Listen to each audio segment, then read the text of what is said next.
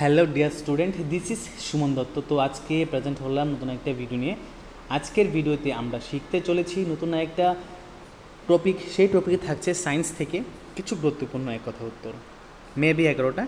তো আশা করব সবাই ভিডিওটা প্রথম থেকে লাস্ট অবধি নিশ্চয়ই দেখবে, এবং তুমি যদি নতুন হয়ে থাকো অবশ্যই চ্যানেলটাকে সাবস্ক্রাইব করবে এবং নোটিফিকেশনে গিয়ে অল প্রেস করে রাখবে। তাহলে আমি যখনই নতুন কোনো ভিডিও আপলোড করব তুমি খুব ইজিলি পেয়ে যাবে।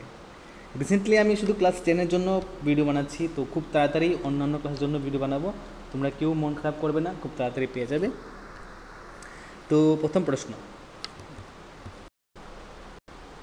প্রশ্ন যে আত্তীকরণ সম্পাদিত হয় প্রোটোপ্লাজমে। কোথায়? প্রোটোপ্লাজমে। মাশরুম হলো মৃতজীবী জীব। কি? মাশরুম হলো মৃতজীবী জীব। পেপসিন অগ্নাশয় রসে উপস্থিত উৎসেক নয়। এই যে পেপসিন আছে সেটা অগ্নাশয় রসে উপস্থিত উৎসেক নয়। একটি পিত্ত লবণ হলো সোডিয়াম টরুকোলেট। কি? একটি পিত্ত লবণ হলো সোডিয়াম টরুকোলেট। মানুষের পৌষ্টিক নালীতে সেলুলোজ খাদ্য উপাদান পাচিত হয় না। মানুষের পৌষ্টিক নালীতে সেলুলোজ খাদ্য উপাদান পাচিত হয় না। অন্তঃকোষীয় পরিপাকে খাদ্য গহ্বর গঠনকারী অঙ্গাণুটি হলো কি? লাইসোজোম। কি?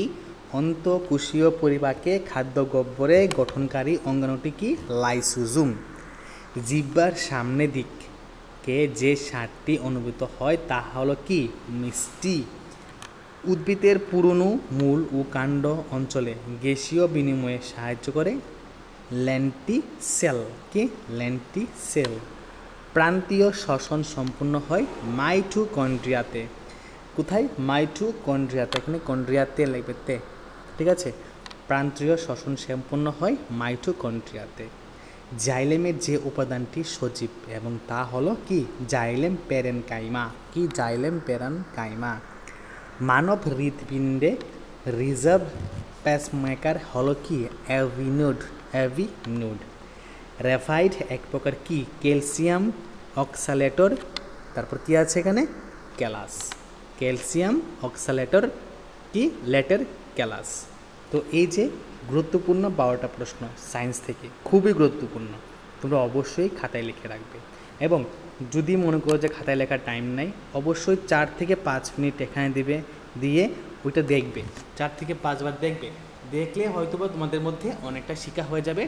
আর আমি তো বলবো যে খাতায় নিশ্চয়ই লেখো, কারণ লেখাটা খুবই গুরুত্বপূর্ণ। তুমি লেখলে এখানে 20% তোমার শেখা হয়ে যাবে। আর আমি যা বলছি তুমি যদি রিপিট করো তাহলে 30% শেখা হয়ে যাবে, মানে 50% তোমার শেখা হয়ে গেছে। এখন যখন তুমি বাড়িতে পড়বে বাকি 80% তোমার শেখা হয়ে যাবে, ঠিক আছে? তাহলে তুমি যখন এই প্রশ্ন তোমার সামনে আসবে তুমি ইজিলি উত্তর দিতে পারবে। তো যদি আজকের এই ভিডিও তোমার কাছে ভালো লাগে থাকে অবশ্যই ভিডিও শেয়ার করবে এবং চ্যানেলটাকে সাবস্ক্রাইব করে রাখবে, নোটিফিকেশনে অল করে রাখবে। তো খুব তাড়াতাড়ি তোমরা ভিডিও পেয়ে যাবে। তো দেখা হচ্ছে একটা গুরুত্বপূর্ণ ভিডিওতে। সবাইকে অসংখ্য ধন্যবাদ।